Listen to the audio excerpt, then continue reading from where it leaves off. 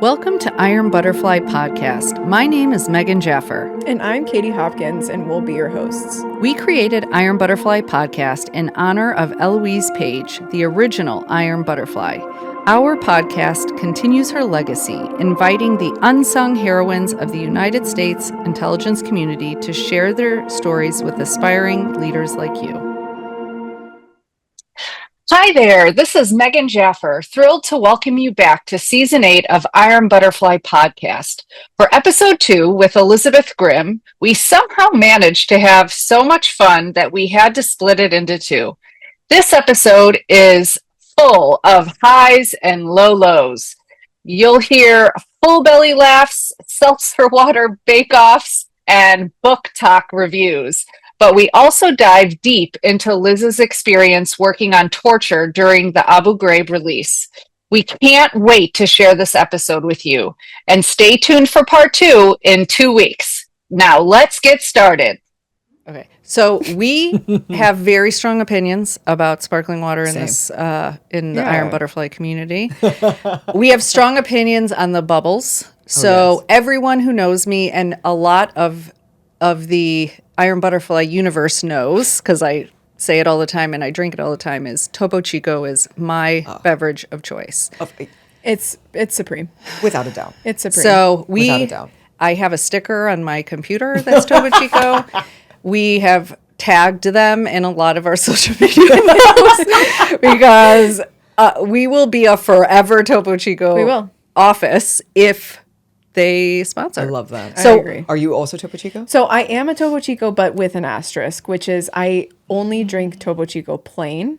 Yes. The flavors, that's fair. Yeah. don't do it for me. The mint and lime is too much. I just have like an issue in general with the person who approved the artificial lime flavor. That's universal because it does not taste like lime at all. I feel that about Tostitos' hint of lime.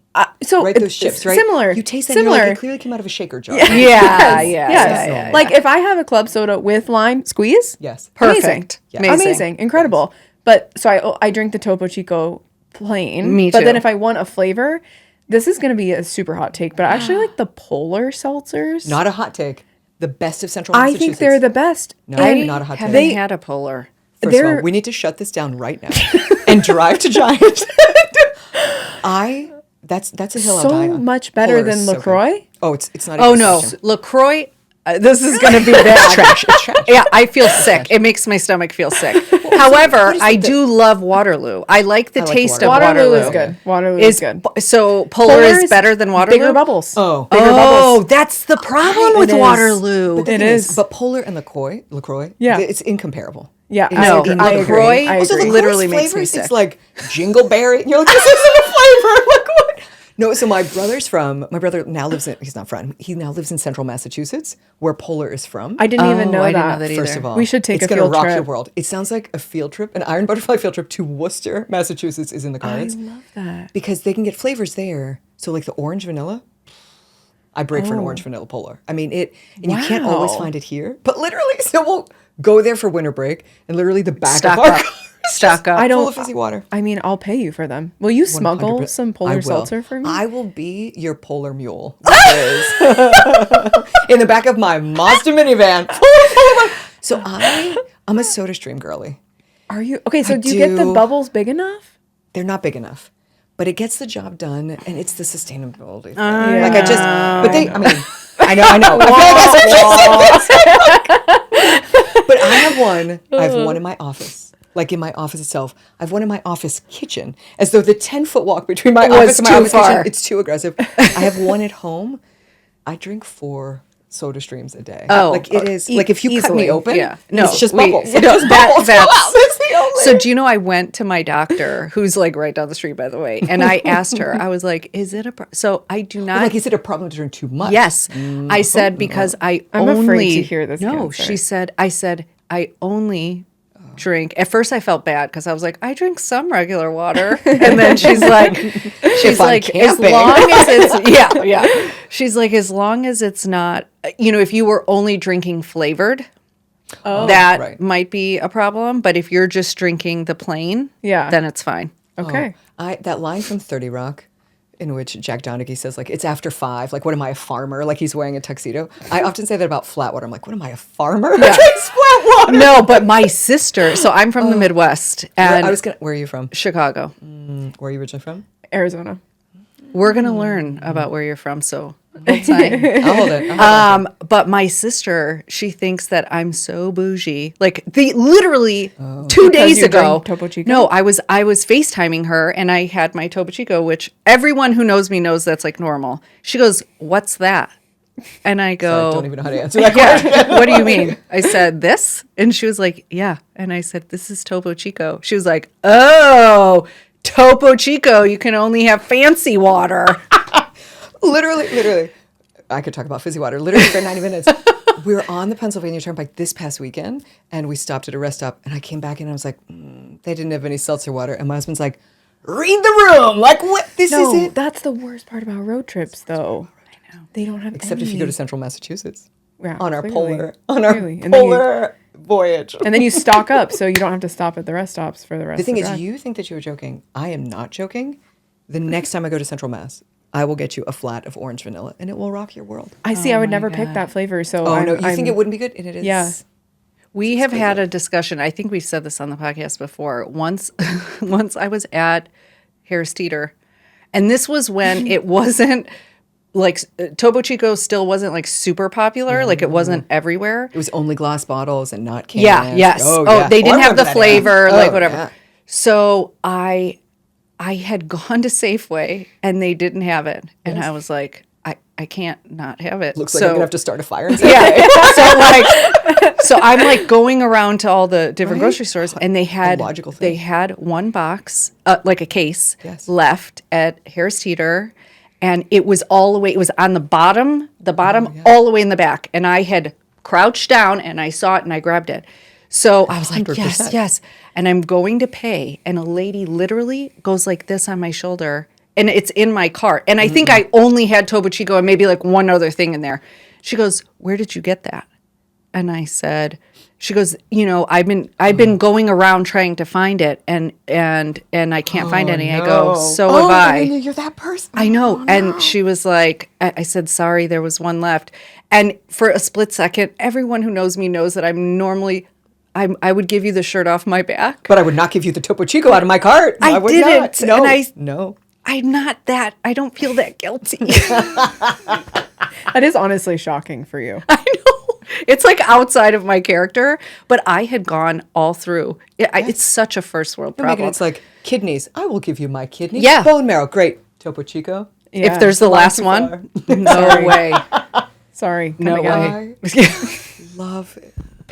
Love it. Well, so Okay. no, this is I great. think this should be a special episode on seltzer. Just seltzer. Well, I actually am not. we joking. had gone back and forth on how to start this season. We wanted to like put a little twist and like how to start the episode, and we were toying with the fact of saying like, "Oh, what did you listen to on the way here in the car?" But I think the seltzer talk today was even better. I agree. That's a good. What did you listen to on the car? What did you listen to on the way here? I was on a phone call. I know. Womp womp. I know. Good thing we didn't ask that question. I know. What did you listen to? I think I listened to. I really like the singer songwriter called Medium Build. I watched him live in at the Atlantis. In DC, which is like a smaller venue, and I really like him. He's from Alaska, and he does a lot of just like nostalgic songs, but they're like very. I don't know. They're very real about the world. He's very moody. I feel like Amanda would appreciate him. What did you listen to? So my husband and I have a challenge every year that we have to read 50 books by the end of the year. Oh my gosh. And last year I only got to 46, and I took it as like a personal failing. And so I've like doubled down on my Audible and Libby. And so right now the book that I'm listening to is called Lessons in Chemistry. Yeah. Oh, I've heard good things. Okay. It's good. We got to talk about this. I'm so good. sorry. Amanda, I'm so sorry. We're going off the rails. Maybe I should have Okay. come before. So I'm sure you know who Sue Gordon is. Okay. Sue Gordon. So Yeah. Sue I think she gave me That's the like book. saying, do you know who Barack Obama I is? know, but I don't know. I still have to ask. I know. Sue's going to be rolling her eyes when she hears this episode. She listens to every episode. So I think she gave me the book, and she's like, it's so good, and I couldn't get through it. Oh, really? Because it made me so mad. Oh, it made me intentionally so. Oh, yes. yeah, like because there's characters. No, it's like, it's a time for women. Like the characters go through tough time at being a woman, right? And like, she is fired because she got pregnant out of wedlock. It's 1956. She's a chemist. Her work is always stolen, co-opted by someone else. It's so good. Do you know the story of that author though? Of her writing that book? Yes, because she was mistreated at work, and she basically quit her job, and she wrote the first chapter of Lessons in Chemistry like at her desk at work. I didn't know that at all. Yeah. So, okay. I just want to say one more thing, and then we're going to do your intro. So, have you read The Change? No. Okay. We are going to send it to you. Do not buy it. We are going to send it to you. Have you read it yet? Okay. We love it. Mm-hmm. It is so perfect for right now. It is perfect for the time of life, what we're all, like everything. It was just like great. Wonderful. And so we're going to get it for you. Do not buy it. You are so, I feel like that is what I've been collecting now, are recommendations from friends about for where we are as a society. Like, what should I be reading? Like, what should I be doing? And in November, I basically couldn't read anything serious. Like, from November to January, I completely read agree like with that. A Court of Thorn and Roses, like all of them. Oh, Amanda, we could have. That will be our next special episode. Made my husband read them. You did? 100%. He read it? I was like, oh yeah. Wow. I don't think my husband. Does he have a favorite character? Well, I think he was anti-Nessa to be. Have you read all of them? Yes. He was anti-Nessa to begin with, but then Nessa, man, she comes back. She has a comeback story for sure. She comes back, and hers is a story of like depression and trauma, quite frankly. And I think the book 5 Nessa story, it's so good. It's so good. Have I taken BuzzFeed quizzes about who I would be in Akatar? Yes, I have. 100%. Who hasn't? Are you joking? I mean, who's your favorite character? I don't know. I have a favorite character from her books, but not from that series. It's from her other series. Castle? Yeah. So my favorite character is Lysandra from that series, who's like a shapeshifter, and she's like a total badass. She literally shapes into like a ghost leopard and rips out people's throats. I don't see anything wrong with that Yeah, entire me sentence. neither. No, me neither. Love it. You were talking, I've been thinking a lot about, there are only 3 books that I have ever started and not finished, and Wicked is one of them. Oh. Man, did I fucking hate that book. And now it's having this moment, right? Like, truly moment. And all these people are picking up the book, and I just want to be like, it's a terrible book. Like, have you read it? No. Don't. Have you read it? Part of it.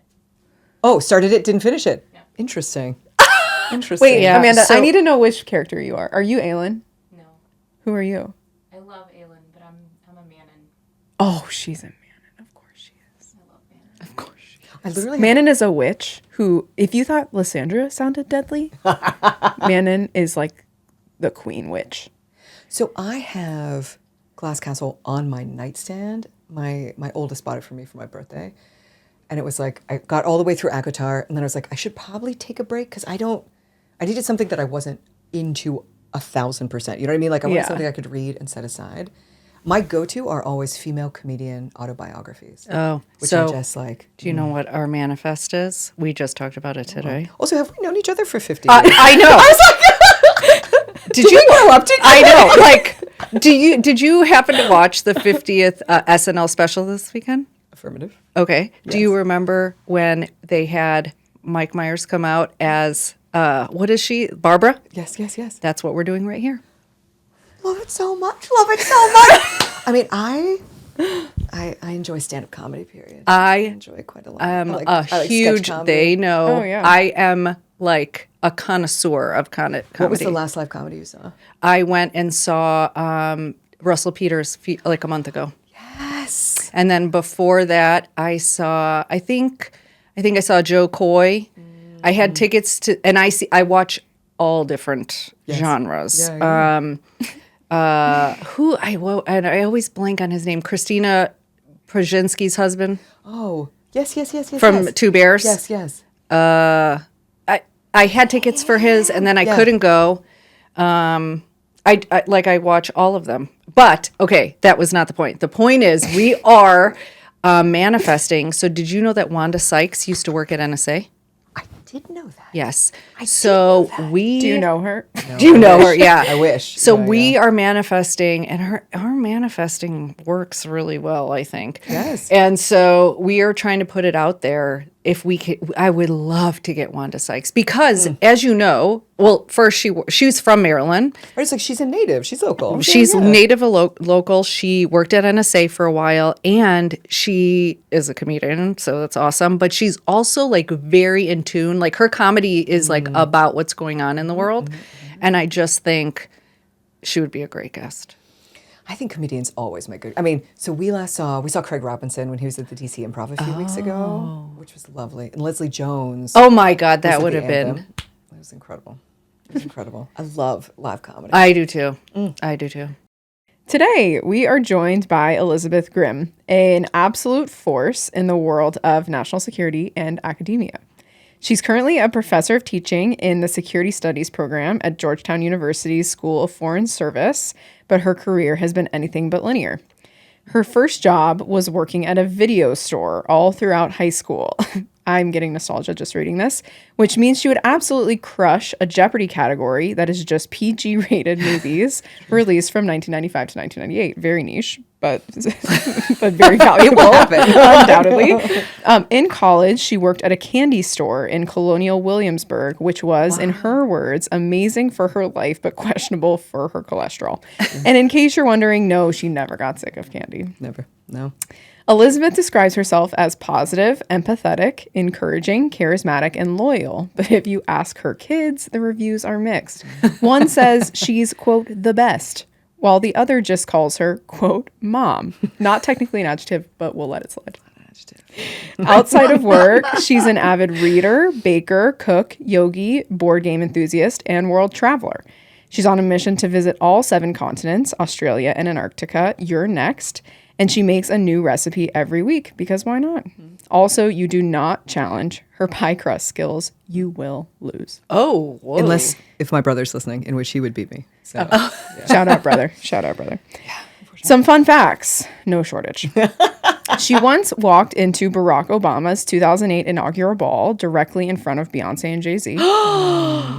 Oh my God. We could have a whole podcast. it was a real top 10 moment. I'm not going to lie. Top 10 moment. She's seen Father of the Bride and Gladiator 3 times in theaters.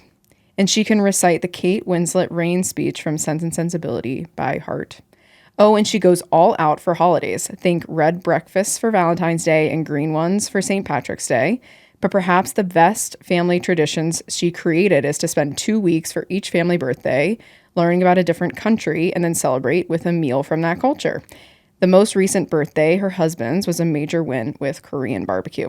Classic. She's brilliant, she's engaging, and she's here to share her story. So, Elizabeth, welcome to Iron Butterfly. Best intro ever. I feel like we're long-lost sisters. No, but actually. I mean, there's so much in there that is like... So when I say Kate Winslet's speech from Sense and Sense, you know what I'm talking about. I am talking about Father of the Bride, where she gets married on my birthday, January 6th, and her daughter was named... No, in Father of the Bride, it was mine first before it was January 6th. You claim it. You claim it. And it was in Father of the Bride and Father of the Bride 2. She names her daughter what? Megan. Look at that. I'm telling you. It's a strange, I mean... Father of the Bride and Gladiator, they're not typical movies to see 3 times in the movie theater. Not. Also, that's like 8 hours just sitting, watching a movie. Also, you're a very complex moviegoer because those are very different vibes. They're different movies. They're different vibes, for sure. Okay. So I have the best fun fact to start, in addition to all of yours, which is that Elizabeth is here partly because we know many of her students who have recommended her about 1,000 times for Iron Butterfly podcast. Is that the reason? Because that when we first chatted, and I was like, so how did you get my name? Yes, my that is. students. Yeah, that's your students, and students they are love amazing. you. My students are amazing. They love you. Amazing.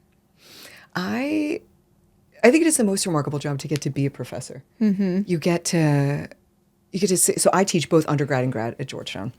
And so one of the classes I teach is a freshman in the School of Foreign Service. Everyone has to take a small seminar their first semester. And I teach one, it's just 12 people. I teach one on torture. And so literally the title is just torture. And so when I meet the parents at Parents Weekend, they're always like, so my child signed up. I was like, it's not a how-to. Like, we're very anti, very con. But so I get to see, I see students as freshmen, they have so many questions. There's so much uncertainty about what they should do, what clubs they should join, and who they're going to love, who their best friend is going to be. And then I also teach graduate students, so a very different set of questions about, if I take this job, this could separate me from my partner. And it is miraculous. It's the greatest job in the whole world. I mean, listen, working at a video store, I feel like we don't talk enough about it. It's also a very old sentence. When I tell my students that I worked at a video store, I just get these blank expressions. What is that, Netflix? Which video store? Well, I'm so glad you asked, Megan, because I worked at a small, literal mom and pop store. I was going to say, if it was Blockbuster, she would have said that. I would have said Blockbuster. No. Well, there were we so many. hated Blockbuster because they were putting us out of business, hilariously, in 1998. Yeah. The end was coming. We should have known the end was coming. But it was the best. It was the best job. Well, I don't think people, of a certain age realize that there was a culture around going to the video store. Like you planned it for a Friday early because there's only so many. Exactly. And there especially are 3 for a copies small, of Reservoir Dogs. So if you get there after 8, you're you are done. out of luck. And then you're like, You're going to watch the movie Elizabeth instead of Reservoir Dogs, and it's a different energy. 100%. Have I seen all of those movies hundreds of times? Yes, I have. But I love Amazing. it. Man, Amazing. I want to talk about you, your career, but there's so much other stuff I want to talk about. We are talking about her career. don't have to talk about the video store, but it was a very No, but very I good kind of job. want to. That's why. Okay, it was a very good job. let's dig in. Okay, so okay, I'll save this for later because we'll get into teaching because I have a very specific question on if you teach this or not because I'm very fascinated with it myself. Okay. Torturous? It's along the lines. Okay, well, we'll table that. Okay, we'll table it. So tell us, where do you come from? Where did you grow up, and how did you did you always know you wanted to be a professor? How did you get to? Oh, I love this. To where you are. As I do in all my introductions, I'm from the greatest city in America, meaning I'm from Pittsburgh. People always laugh. No, I'm not laughing the reason you think I'm laughing. I'm laughing because I know that you and Megan are about to have a whole conversation about I'm the from Midwest. Chicago. My second favorite city, obviously Chicago's number 1, is Pittsburgh. So first of all, Midwest, 6 Midwest. People dispute that Pittsburgh is in the Midwest, but we say pop. And if you... Thank you. I can't. Thank you. Also, It's over. We're done. This episode is done. So the thing about Pittsburgh is the greatest place in the whole world. And that is a hill that I will die on. And what I love is that everyone's impression of Pittsburgh, they will come back and say, oh, it's so much better than I thought it would be, which is like a coded negative statement. It's amazing. I loved going to Pittsburgh. When I first went, I felt like I was going home. I know. Milwaukee. I also enjoy Milwaukee because it's just like Pittsburgh. But you know why? But fuck Cleveland. Anyway. Sorry. Sorry, LeBron. I'm not. If you're listening. But we're all the same. It's it's the Midwest thing, but it's also like the blue collar 100%. mentality. And it's like you just... Oh, my grandfather worked in a steel mill. Yeah. My grandmother worked in a glass factory. I mean, neither one of them made it past a 6th grade education. Yeah. I often think, do you reflect about what your grandparents would think about your life? I mean, my grandmother didn't even go to middle school because they couldn't afford it and they needed her to work in a factory. And her granddaughter's a professor. I mean, I think we are our ancestors' just wildest dreams, wildest articulation of hope. I've never thought about that, but now I'm going to. Yeah. Oh, I think about it all the time. I mean, so from Pittsburgh, born and raised, we are real Pittsburghers, right? Steelers, I could point this fan. That's the only thing I can't every agree on. Are you a Bear? No, it's a Bears fan. Get out of here. All right, we're done. No, we have no hatred. No. But I think, so for me, my parents are public school educators. My mom is a math teacher. My dad was a public school superintendent. And part of the reason we were talking before about lessons in chemistry, part of the reason that's really resonating with me is that my mom in the 60s majored in math. She was first gen. I think her family was confused about why she needed to go to college. She was a math major. And so the barriers that she broke down just by doing what she did, I think about every day. I mean, she's an absolute icon. She's amazing. And also like a 4'10" Sicilian woman who would literally, I mean, you don't cross her. Love it. Don't cross her. But so my family has always been into education and always been into continuous learning. And so our basement was just lined with books, right? Our dining room table, instead of having a tablecloth, we had a large laminated world map. And so every day we would sit at a different spot and sort of talk about, this is also, we had to look it up in an encyclopedia, right? So you would sit in the Philippines and you would talk about like, oh, Spanish-American War, and you would have to learn about it. And so my parents were always teaching, like to be raised by educators is to be raised by people for whom the foremost value is curiosity. And so we have this world map. Neither one of my parents had ever left the country. I mean, my mom, they lived briefly in Philadelphia, but my dad, lived outside Pittsburgh for a while, but like they are Southwestern Pennsylvania born and raised. They got their passports to come and visit me when I was going to law school in France. Like that's the only time that they've been out of the country. But they had this constant sort of, you should learn about things bigger than you, learn about things that are outside of yourself. And also being in Pittsburgh, I mean, it's a city that prizes itself on hard work and a city that prizes itself on education. And so that's really imbued at quite a young age. So I had thought, did all of you think at one point that you were going to be a lawyer? I have a theory that everybody who's good at I think so, point, yeah. I think if you have an A-type personality. And when you don't know any better. Yeah, exactly. No, but actually, right? Yeah. And I think if you like reading and writing, and if you're good at arguing, someone in your life will be like, so maybe you should be a lawyer, right? Yeah. So I thought literally, kindergarten throughout, I was going to be a lawyer. I always thought that I would be president as well. And I'm going to table that. It's not too, she's only 45. It's not too late. Never. It's not. Yeah. It's not too late. I would have to move someplace where the vote counts, because right now I live in D.C. Yeah, so it's tricky. So I thought that I was going to be a lawyer the whole time. Went to the College of William and Mary, which was Awesome. the greatest place to go for undergrad. Just magical and such incredible interaction between professors and students. And sort of by a fluke, got the paperwork wrong. I had won a Rotary scholarship to study in France, and I thought that I was applying for a master's in history, and literally got 2 weeks into it, and I was like, there's a lot of conversation about the EU, and so I feel like that's not right. And so I went to the registrar, and I don't know if you know, French education is like, you go to the lecture, you show up, you walk out. There's no interaction. The registrar was like, why are you like wasting my time? And I was like, I did sign up for a master's degree in history, right? And they were like, no, you enrolled in law school? And I was like, oh, I just made a terrible mistake. I thought that my French was much better than it was when I filled out the forms. And so a different person would have been This is like the content of my nightmares, I think. oh, I think it is like the anxiety dream, right? Is that you've enrolled in a class that you're not. And so a different person would have been like, I have made a mistake. Yeah. Let's fix it. That is not this person. I was like, looks like this is what we're Looks like I'm a lawyer now. And it was a nightmare. All my other friends are studying abroad, and they're like going to school 2 hours a week and then just going to Edinburgh, whatever.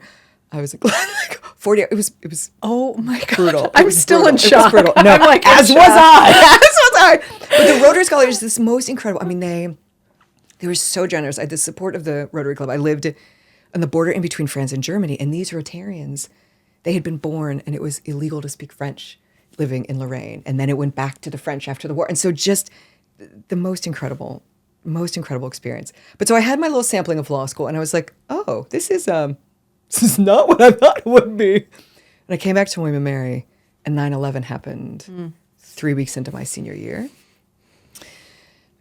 And I know it's a cliche to say, but that doesn't mean that it's any less true. But it really made me question, why was I doing any of this? Why would I go into law school? Like, this was so much more important. Right before I left France, I had an internship at the U.S. Embassy in Paris. And I was supposed to be in the ambassador's office. But George W. Bush hadn't named an ambassador yet. And so they sort of like shunted me to the regional security office. And they'd never had an intern before. And so they were like, what are we going to do with this one? And so they taught me how to investigate, the embassy apartments for critical infrastructure breaks. They tell me things like, I think they're just like, what fun can we have with this 21-year-old human? And my parents were pacifists. Like, we didn't have water guns in the house. We weren't allowed to have video games, like pacifists. Yeah. And then there was me in Paris, like, pew, pew, pew. Oh, and then let's talk about torture. And so this is summer of 2001. Yeah. And so what they wanted all the interns at the embassy to do was like one long-term research project. And I picked a group that was getting a lot of traction in Europe, but wasn't really being talked about as much in the United States. And I picked Al-Qaeda because there had been threats to Paris from Al-Qaeda. And so I complete this report. I leave France on August 11th to like come back to the United States. And then 9/11 happens literally 3 weeks into my senior year. So I did what everybody did, and you blind email all the intelligence agencies, right? You're like, I don't know what they do. I've seen Enemy of the State, in which Will Smith works at the NSA. That can't be bad, right? Yeah. So literally just sent off a ton of applications everywhere. Started off, so I had gotten an offer for a student position at NSA. But yeah, of course, everything was backlogged. And I worked for about 1.5 years at the Federal Trade Commission first, just to do something while things were spinning. But no, and then that kicks off. Went to the NSA for that experience first. And it was hard. It was not what I had expected it would be. Oh, that's interesting. How so?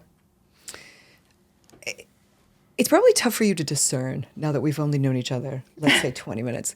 But on my Myers-Briggs, I am 100% extrovert. There's not even like a little like 100% extrovert. Like, my dream is like a happy hour in which you know no one and you can just socialize and That chit-chat. is a superpower. Oh, I love it so much. I love it so much. That was not the culture of the organization that I had joined.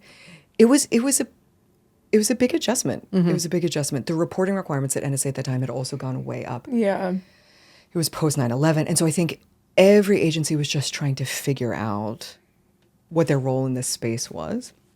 I was doing my master's degree at the same time. I was doing my master's at GW, Security Studies program. And it was just brutal. So I was living in DC. I would work, I'd drive up. I did my master's degree at night. It was a hard experience. And a position opened for fellowship position at the Department of Defense in their Quadrennial Defense Review Office. Did I know what that office did? Oh, I sure did not.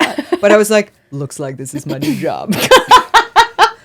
And that was it was a very different challenge. I went to the DoD at a time in which was a very political, it was a very neocon DoD. Oh, wow. Interesting. So our office, so the QDR sets out the priorities for the Department of Defense for the next 4 years, right? So it says, like, what's the war fight going to look like? What do we need? What are the capabilities to marshal? And the great thing about being there, as young as I was, is that there was so much work and not enough people to do that even as a literal infant, right? They were like, go do this. You can do this. And so I got experience that I probably should not. I mean, it was an incredible learning curve. Mm-hmm. You mean you didn't know at that age what the Department of Defense should do for the next one? I was like, here's what the war fight's going to look like in 2009. I mean, it was unbelievable. And my office was staffed with a lot of 1-stars. And there were people who were like, I don't really want to travel. This is my home tour. And I was like, I'll go. Mm-hmm. So imagine, like, I was 23, 24, 25, right? So they flew me out to PACOM, to meet with the 4-star that runs PACOM. And I, like, marched off the plane and I was like, hi, I'm Liz. It's great to meet you. And they were like, where's the adult? Like, who's chaperoning you on this trip? But it was also, I mean, it was very, very political. There were difficult personalities to work for. Mm-hmm. I try to prepare my students for some of the type of people that they might have to interact with. And my boss, the Secretary of Defense, was Donald Rumsfeld. And so to be a 24-year-old and have to brief Donald Rumsfeld at his standing desk in the Pentagon, in which he would be like lifting weights as you brief him. I mean, that's the stuff you have stress dreams about, right? Like, yes, it was bananas. I don't know if that's a dream. It was not a dream. But it was, I mean, just the most incredible. I'd never worked in policy before. The pace was like nothing I had ever experienced. I mean, literally, I mean, everything was on fire all the time, and actually was on fire all the time. It was the beginning of the Iraq War.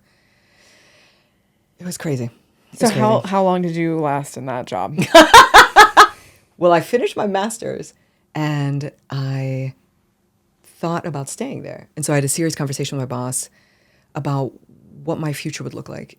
And the reality to me, so this would have been in 2005 when I left. The reality was that I felt that women were not taken seriously unless they had stars on their shoulders or if they had a PhD. And so I worked with people like Kath Hicks, who are a force of nature, right? And she was doing her PhD at the time at MIT. And so I really had this moment of discernment of, I wanted to stay at defense. Like I actually felt that I could make a really good impact, but that I needed to be taken seriously. And Do you have a story about that? Oh, I have so many stories about that.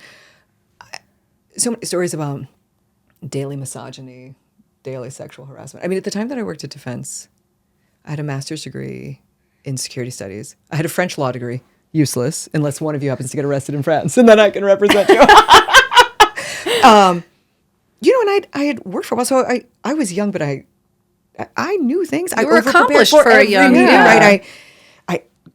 Family does not have a defense background, but I would go home and I would study. I literally made a flashcard book for myself about so what do all the epaulets mean on literally, so that I would not embarrass myself, over prepared for everything. And I was constantly thought of as the person who was there to get the pastries, person who was there to get water. When I left, maybe this will answer your question. The anecdote I reflect on often, though there are many, is that I was told, so one of the people that my office reported to was Paul Wolfowitz, who's sort of the architect of the Iraq War. When I left, I found out that he had referred to me. So at the time that I started in that office, there were 8 people. 2 of us are named Elizabeth. The only 2 women are named Elizabeth. It's also the most, let's say top 10 most common names in the world, right? It's not a name that you're like, how do I pronounce that?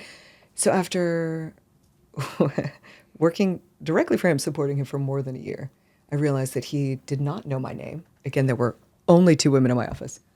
Both of them have the same name. And then instead, he referred to me as the Danish girl. Now, friends, for those of you listening, I don't look Danish. Well, no, people are seeing you too. Right. Yeah. I don't look Danish, right? He called me that because he believed that my job and my role was to bring The Danish. No. like it was 1943. My head's going to blow I up. learned that literally on my last week there. So anyways, long story long, I had wanted to say I thought about staying, but I really thought the better thing for me is to leave, get a PhD, and come back where I will be taken seriously. Because I just felt like at that time that the PhD was the ultimate masochist. Like, you cannot take this away from me. You could judge me, you could talk over me, You can't take away my education. But you can't take away the fact that I have this degree of credibility. Yeah. And so, and I was like, she can't run an under 7-minute mile. So like the military route is not going to be my life's work, right? But I still wanted to have a foot. I did not want to be an academic who only wrote about things that didn't matter. Like, I wanted to be an academic who wrestled with things that were real and were relevant. And so I asked my boss, I was like, well, can I stay at defense and still do my PhD? And once he was done laughing and sort of picked himself up, he was like, oh, no, that's not going to be possible. Because I'd done my master's while being there, but, the classes are at 5 p.m., 6:30, right? Yeah. PhD classes are at 11 a.m., right? 1 p.m. Yeah. Whatever. So I actually had a conversation with one of my professors at that time at GW who recommended me to meet with her old boss at the CIA. And so I had a chat about what could my life look like? Could I work in intelligence and also do my PhD? And so I worked as a contractor, but was placed at NCTC and literally did my PhD full time and worked, let's say, French full time. So 32 to 35 hours a week. It was bananas. So, and I live in Georgetown, so I would drive out here. Like, literally, when I got onto 123, I was like, You were this like, feels triggering. PTSD. She has PTSD. I was like, I've spent a lot of time on 123, right? I would come out. I would come work for a couple hours. I would drive back for class, attend class, drive back out to do work. Oh my God. It was. What did you do it at was bananas. NCTC? So I worked in ICT, so coordinating. What does that stand for? Thank you. I know the acronyms. So our job after NCT was stood up, we became the individuals who coordinated intelligence products that went out. And so to be, oh my gosh, I mean, to be at an institution that is literally being built as you are in it was remarkable. And the insight into the bureaucracy, how the agencies play together, how they don't play together. It was an unbelievable learning experience. It was fantastic. And I really had incredible mentors and bosses who respected the contours that I had to put around my time. All right, I'd be like, you gotta go. It's 10:50, so I gotta make it back on 1:23 to get to class. And my then boyfriend, who's now my husband, was working at Georgetown at the time. And so literally I would be like, you need to drop off my paper by 1 p.m. And it was bananas. It was bananas. But it was, so the whole time that I was doing my PhD, I was working almost full time. I do not, if anyone who's listening and is thinking like, should I do this? I do not recommend that. I do. It actually was a good preparation for parenthood because that sleeplessness and constant churn and always feeling like I should be doing more and am failing. It was great preparation for becoming a parent. But it was incredible. And I wanted to write my dissertation on a problem that I felt didn't have a satisfactory answer. And so I chose to write my dissertation on why did the United States torture in the War on Terror? Because... Was that before or after Abu Ghraib? Well, that is the question, my friend. So I had known about it when working at Defense, and we couldn't know about it. It was still classified. And it literally ate me up inside. Wow. Because I had joined the government for the reasons that we all joined the government, which is to make a positive impact, to do good, to leave things just a little bit better than I had found them. And I literally, for 2 years, had recurring nightmares that I was escaping from a prisoner of war camp because I had so internalized this reality. I was never the torturer. I think about that often. I was always the person being tortured. But anyways, when it came time to think about, what question do you want to investigate? What do you want the practical problem to be? For me, there was no greater puzzle than this.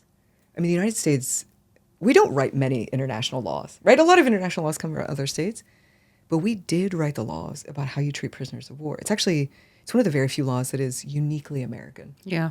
Right? So in the Revolutionary War, the first big victory that we have, George Washington, one of the very few presidents who uses intelligence well, right? Like probably one of the 5 who's a master of intelligence. He sneaks across the frozen river. He surprises the Hessians on Christmas. And the way the prisoner of war treatment had been for hundreds of years prior is that best case scenario, you are hung as a spy. Worst case scenario, you are stuffed on a prison ship and you die of dysentery, diphtheria, something, right? Washington instructs his troops. So all the Hessians surrender, right? They are drunk. It's the middle of the night. It's Christmas. And he says to his troops to treat those Hessians with humanity, that they are not criminals, they are not thugs, and that we are American. And a defining feature of American is that we treat those in our custody. Oh, I just got chills. We treat those in our custody with humanity. And so right from the beginning, like baked into the founding of what it means to be American is how we treat those in our custody. We then participate over the next 150 years, right, in all of the international laws that are written about how you torture, human rights treaties around prisoner of war treatment. And so then to do that.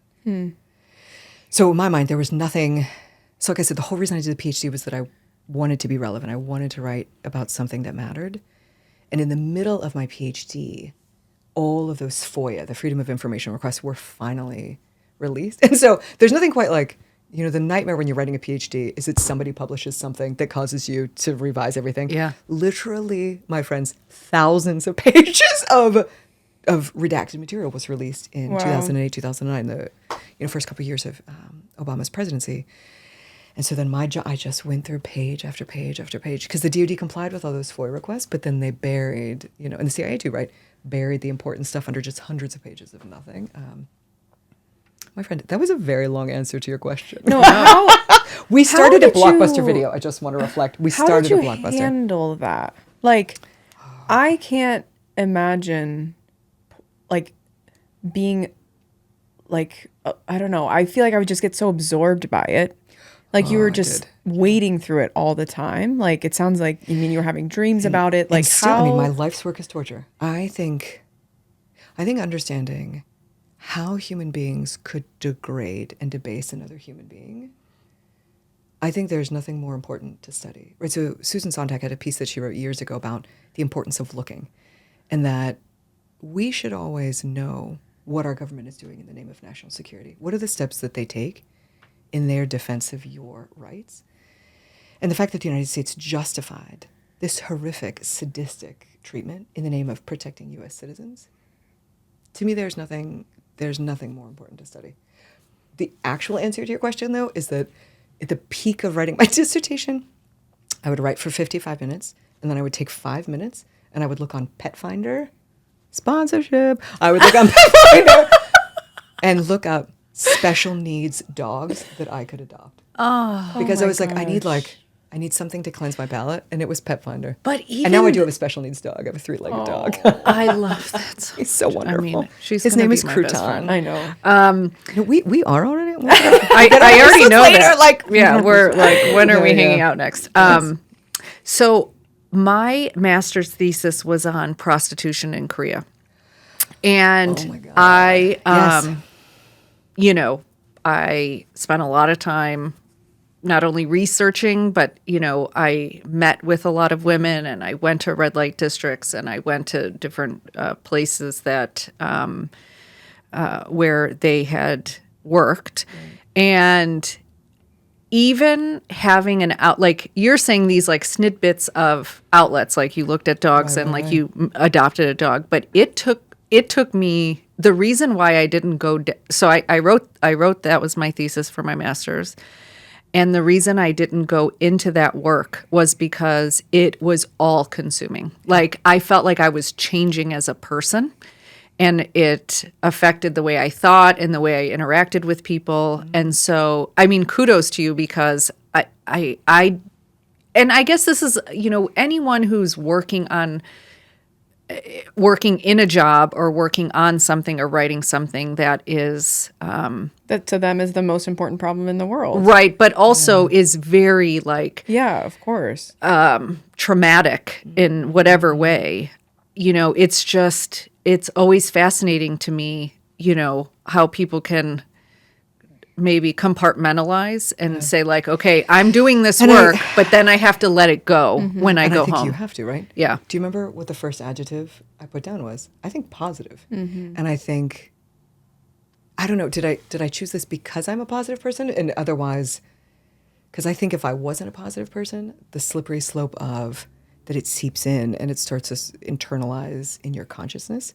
I mean, but it did, right? Like 2 years I would wake up sweating and fearful and thinking that I was being hunted. And literally at some points, again, boyfriend, fiance, then husband was like, couldn't you have written about, I don't know, European trade agreements? like this is the thing. But But you couldn't. I couldn't. That's exactly right. I think there are certain practical problems that lack answers. And for me, this was the greatest problem of all. And when thinking about entering government service, and I think everyone should have time in public service. I think everyone should have time in which the U.S. taxpayers or state or local are paying your salary, because it gives you a sense of purpose and a sense of meaning. But the things that we did in the name of national security, we are still paying the cost of. I think the harms have extended now. I think we are living through what some of the harms have been. When President Trump was running the first time in 2015, I don't know if you remember the presidential debate, the Republican South Carolina presidential debate. He talks about how he would have gone farther than waterboarding. He would have waterboarded terrorist family members, terrorist children, terrorist wives. And can you guess what the reaction was of the audience? They cheered. Exactly. Right? Not shocks, not horror, not disgust that a candidate is actually promising to commit war crimes, right? Like that That is what's being said Yeah. on television. And so part of the reason that I teach is that I think it is important every single day to remember what is important. What is important? What are the values? I teach at Georgetown. Georgetown is a Catholic and Jesuit institution. I'm not Catholic, nor am I Jesuit, right? But I think that approach to education that starts from questioning, that starts from curiosity, is really essential, is really at the core. So, Hi, it's Megan again from Iron Butterfly Podcast. That's it for part 1 of Liz's episode. Stay tuned. Our conversation continues in 2 short weeks. You won't want to miss it. This has been an episode of Iron Butterfly Podcast. To learn more about Iron Butterfly Media, visit our website at www.ironbutterflymedia.com. If you like the show, please be sure to rate, review, and subscribe, and follow Iron Butterfly on social media for bonus content. You can also support us on Patreon. Lastly, we want to thank our producer, Amanda Young, and the entire Iron Butterfly team. Stay fierce, and we'll talk next time.